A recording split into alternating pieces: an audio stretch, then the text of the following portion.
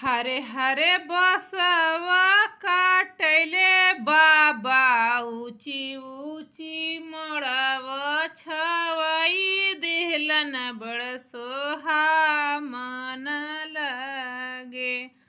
हरे हरे बसवा काटलन बाबा ऊंची ऊंची मोड़व छवाई दिहलन बड़ सोहा मन लगे। चौमुखी दियावा जरावेलन बड़े लुभावन लगे। चौमुखी दियावा जरावेलन बड़े लुभावन लगे। गौरी के चढ़ेलन हरा दिया बड़े